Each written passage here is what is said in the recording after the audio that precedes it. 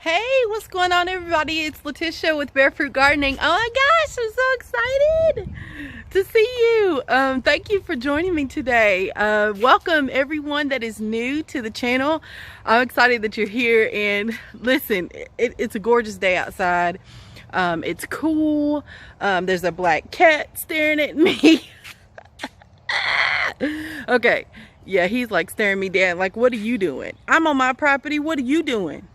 Don't be looking at me like that. See, that's the thing about the cats. You know, God created all types of living creatures, and I respect that. But these cats, honey, they don't know and don't show no respect. So back to what I was talking about. So today's video is all about, you know, why the heck are we doing this? Why do we garden? What do we get out of it? You know, people are just, I hear these comments all the time, you know, especially newbies. Oh gosh, everything always dies. Why do I want to be surrounded by dead things? I'm always like, you know, nah, I can't keep up with the weather and how that changes things. You know, that's a lot of work. All the things you're saying is true. And I believe you when you say it. But guess what? We have to deal with all kinds of things in life. Regardless of what our plans are, regardless of what we think should happen, we come against stuff all the time. But you know what? In the end, if you are just willing to just take the journey, you know what I'm saying? You may be surprised. You just may be surprised in what you get. Just saying. So when I first started gardening, I felt like, okay, yes, I just want to grow food. I want to see if I can do it. You know, do you have to really have a green thumb to do this?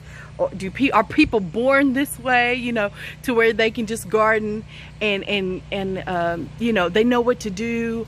Or, you know, what is this all about? So I grew up around farming, and so I was familiar with hard work. I was familiar with what it took to, you know, make money, okay, because that was your you know, what you had to do to live, okay? So my grandparents had a few businesses. To me, they seemed successful, but I was very aware as a young child that they worked really, really hard.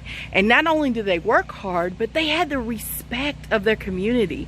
And all of that together, I think, especially with, you know, their work ethic, really made things happen for them. And so I want a chance at that, right?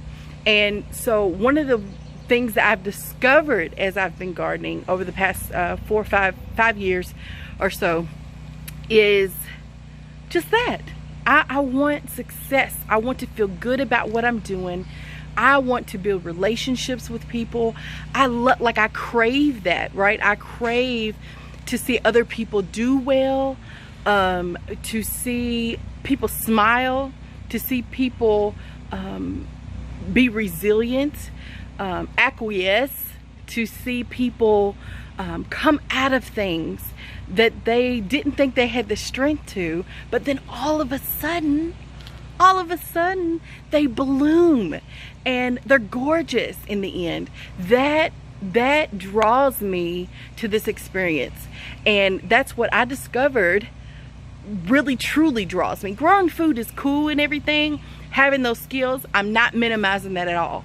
But what I've learned is my joy comes from other people discovering who they are and growing in the midst of growing food, right?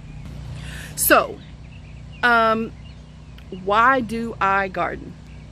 First, I started gardening just to grow food. I wanted to see if I could do it. The second year, it turned into, well, let's see if I can do more.